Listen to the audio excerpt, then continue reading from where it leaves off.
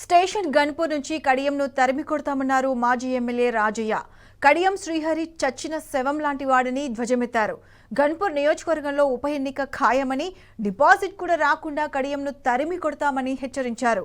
కడియం పచ్చి కామాంధుడని ఆయన అనుచరులే అంటారని అన్నారు రాజయ్య. పర్వతగిరిలో చెప్పు దెబ్బలు తిన్న చరిత్ర మర్చిపోవద్దని సూచించారు.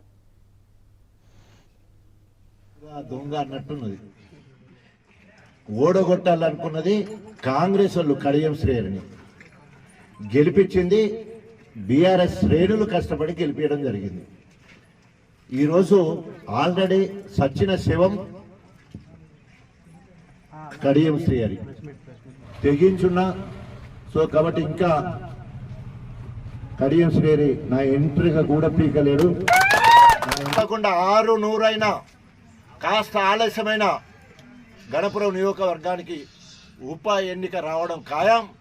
గణపురం నుంచి వెళ్ళి కడియం శ్రేణి డిపాజిట్ రాకుండా పర్వతగిరికి తరిమి కొడతామని హెచ్చరిస్తూ, అనుచరగణం ఎవరైతే అనుచిత వ్యాఖ్యలు చేస్తుంటారో సోషల్ మీడియాలో అన్నీ చూస్తూ ఉన్నాను.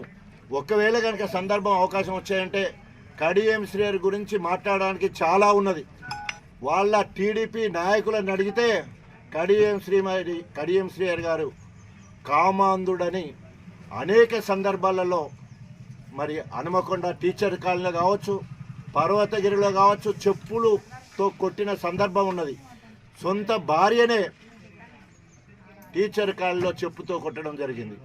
పర్వతగిరి పుట్టిన దగ్గర అనేక కార్యక్రమాల్లో ఇల్లీగల్ కార్యక్రమాల్లో ఉంటే అక్కడ కూడా చెప్పులతోనే కొట్టిన. ఆయనకి చెప్పులు ఎందుకు పడ్డా ఏందో తెలియదు కానీ 2 సార్లు చెప్పులతో కొట్టిన కడియం శ్రేణి. నేను వ్యక్తిగతానికి పోవద్దు అనుకుంటున్నా. ఇప్పుడు వీళ్ళు లేనిపోని అని అన్నప్పుడు నాకు అనవలసి వస్తుంది కదా. ట్యాక్స్ అప్పులకు భయపడే ముచ్చట్లేదని చెప్పేసి తెలియజేసుకున్నాం. తినబోతూ రుచెందుకు తప్పకుండా సచ్చుకుంటా కడియం శ్రేణి రాజీనామా చేసి తీరుతాడు. ఒకవేళ లేకపోతే రాజ్యాంగపరంగా సుప్రీంకోర్టు 6 సంవత్సరాలను ఆయన సభ్యత్వాన్ని రద్దు చేసే అవకాశం ఉందని చెప్పేసి తెలియజేసుకుంటూ, నా నియోజకవర్గ ప్రజలే నా దేవుళ్ళు, నియోజకవర్గమే దేవాలయం, వాళ్ళ బావు కోసం నా ప్రాణాన్ని ఆయన అడ్డుపెట్టి కాపాడుతుందని చెప్పేసి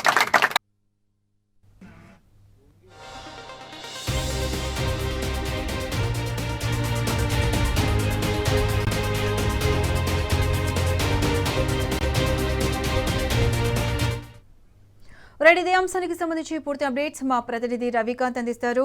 రవికాంత్, చెప్పండి, మాజీ ఎమ్మెల్యే రాజయ్య కడియం శ్రీహరిపై ఫైర్ అయ్యారు. దీనికి సంబంధించి పూర్తి అప్డేట్స్ ఏంటి?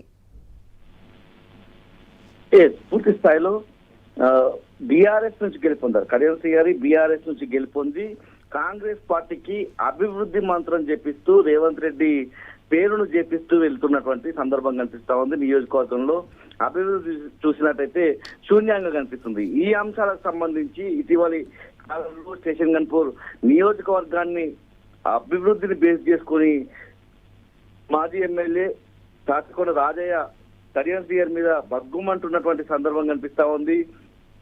నిన్న కూడా జనగామ జిల్లా కేంద్రంలో మా మీడియా సమావేశం నిర్వహించారు. ఇవాళ వేలేరు మండలం మల్లికుదురులలో తాటికొండ రాజయ్య మీడియా సమావేశం నిర్వహించినటువంటి సందర్భం కనిపిస్తా ఉంది. దొంగ అన్నట్టుగా కడియం శ్రీహరి వ్యవహరిస్తున్నాడు. తన విధానం కూడా ఆ విధంగానే ఉందని చెప్పి మాట్లాడుతున్నటువంటి సందర్భం మనకు కనిపిస్తా ఉంది.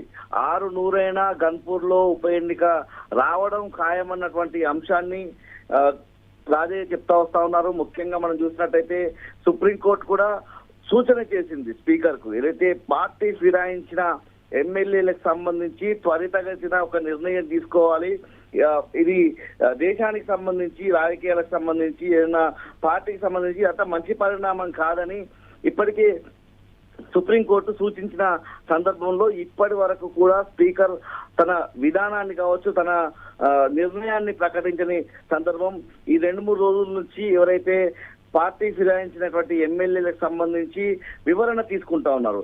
ఇప్పటి వరకు 10 మంది ఎమ్మెల్యేలకు సంబంధించి 8 మంది వివరణ ఇచ్చారు. మేము బీఆర్ఎస్ లోనే కొనసాగుతున్నామన్నటువంటి అంశాన్ని తెలియజెప్తా ఉన్న పరిస్థితి. ఈ అంశానికి సంబంధించి బీఆర్ఎస్ వర్కింగ్ ప్రెసిడెంట్ కేటీఆర్ కూడా మండిపడ్డటువంటి సందర్భం.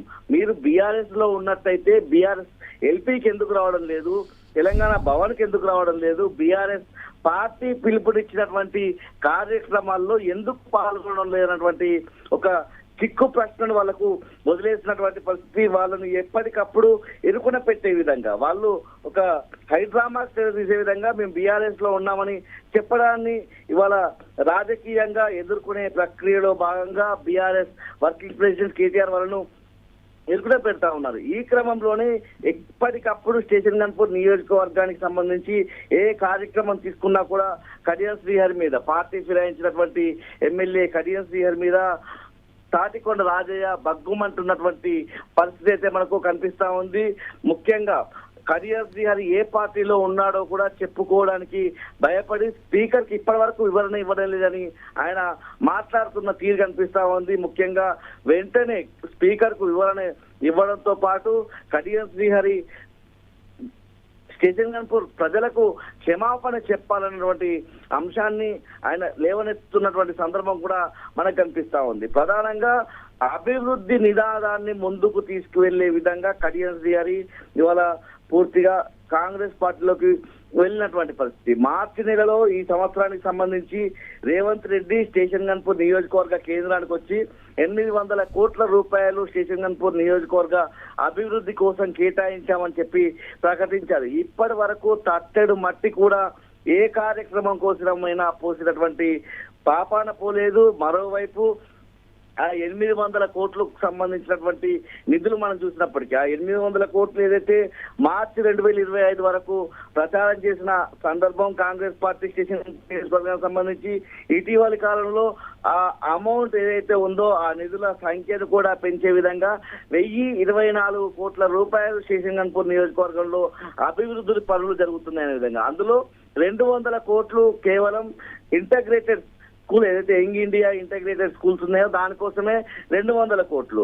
మరోవైపు గతంలో ఏదైతే బీఆర్ఎస్ హయాంలో చేపట్టినటువంటి ఏదైతే వేలేరు మండలానికి వచ్చి కేటీఆర్ చేసినటువంటి శంకుస్థాపనలు కావచ్చు, అప్పుడు ప్రారంభించినటువంటి పనులకు సంబంధించి కావచ్చు, ఆ కార్యక్రమానికి సంబంధించి అప్పుడు కేటాయించిన నిధులను నేనే తీసుకొచ్చాననే విధంగా జీవోల ద్వారా చెప్పుకునేటువంటి ప్రయత్నం. అప్పుడు 2023లోనే 100 పడకల ఆసుపత్రి స్టేషన్ గన్పూర్ నియోజకవర్గానికి మంజూరైన తరుణంలో ఇది నేనే తీసుకొచ్చానని చెప్పుకునేటువంటి ప్రయత్నం. మరోవైపు ఆర్డీఓకి సంబంధించినటువంటి ఒక కార్యాలయం తీసుకొచ్చారని చెప్పుకునేటువంటి ప్రయత్నం. స్టేషన్ గన్పూర్ మున్సిపాలిటీకి సంబంధించినటువంటి అడుగులు కూడా బీఆర్ఎస్ హయాంలోనే మున్సిపల్ అడ్మినిస్ట్రేటివ్ శాఖ మంత్రిగా కేటీఆర్ కొనసాగే కాలంలోనే దానికి జీవో వచ్చిన సందర్భంలో ఇవాళ మళ్ళీ ఈ జీవో కూడా నేనే తీసుకొచ్చానని ప్రచారం చేసుకోవడం స్టేషన్ గన్పూర్ నియోజకవర్గ ప్రజలే కాదు, ఉమ్మడి వరంగల్ జిల్లా ప్రజలు, రాష్ట్ర ప్రజలంతా కూడా గమనిస్తున్నారు పూర్తి స్థాయిలో. ఇదంతా కడియం శ్రీహరి మీద తాటికొండ రాజయ్య విరుచుకుపడడానికి కారణమని మనం చెప్పాల్సి ఉంటుంది. హన్మకొండలో, పర్వతగిరిలో చెప్పులు దెబ్బలు పడ్డటువంటి చరిత్ర కడియం శ్రీహరిది. అతని స్వగ్రామం ఏదైతే పర్వతగిరి సొంత ఊరుందో, సొంత ఊరుకు తరిమి కొట్టే వరకు, ఉప ఎన్నికల్లో డిపాజిట్ రాకుండా చేసి పర్వతగిరికి తరిమి కొట్టే వరకు ఉపేక్షించేది లేదు, ఉపశమనం పొందేది లేదనే విధంగా కూడా ఇవాళ రాజయ్య మాట్లాడుతున్న సందర్భం మనం చూస్తా ఉన్నాము. మరోవైపు రేపటి నుంచి ఆయన మరొక కార్యక్రమాన్ని తీసుకున్నటువంటి పరిస్థితి. ఇటీవల కాలంలో మనం చూసినట్టయితే పూర్తి స్థాయిలో స్టేషన్ గన్పూర్ నియోజకవర్గం దేవాదులకు ఒక కేంద్రంగా ఉండే పరిస్థితి. ఏదైతే దేవాదుల నుంచి ఎత్తిపోసేటువంటి నీళ్లు ఇటు ధర్మసాగర్ దగ్గర ఉన్నటువంటి ప్రాజెక్టు దగ్గరికి చేరుకుంటాయి. అక్కడి నుంచి వివిధ మండలాలకు, వివిధ జిల్లాలకు కూడా, ఇటు ఆలేరు వైపు కూడా వెళ్ళేటువంటి పరిస్థితి ఉంటుంది. సిద్దిపేట కూడా ఇక్కడ నుంచి దేవాదుల ద్వారా నీళ్లు పోతా ఉంటాయి. ఈ అంశానికి సంబంధించి ఇది 3వసారి పాదయాత్ర రేపటి నుంచి కుర్సపల్లి నుంచి గోవర్ధనగిరి దర్గా వరకు రాజయ్య పాదయాత్ర కూడా కొనసాగుతుంది. ఇటీవలి కాలంలో ఆయన ఇంటింటికి బీఆర్ఎస్ పథకాలు, కేసీఆర్ ఏదైతే చేసినటువంటి సంక్షేమాలు అనే విధంగా కూడా కార్యక్రమం తీసుకున్నాడు. ఇవన్నీ సక్సెస్ఫుల్ గా రన్ అవుతా ఉన్నాయి. ఇవి తట్టుకోలేనటువంటి కడియం శ్రీహరి ఎలాగైనా ఉప ఎన్నికలు వస్తే ఓడిపోతారనేటువంటి భయం కనిపిస్తా ఉంది. ఇటీవలి కాలంలో ఎప్పుడు కడియం శ్రీహరి మాట్లాడినా కూడా రేవంత్ రెడ్డి జపం చేస్తా ఉన్నారు పూర్తి స్థాయిలో.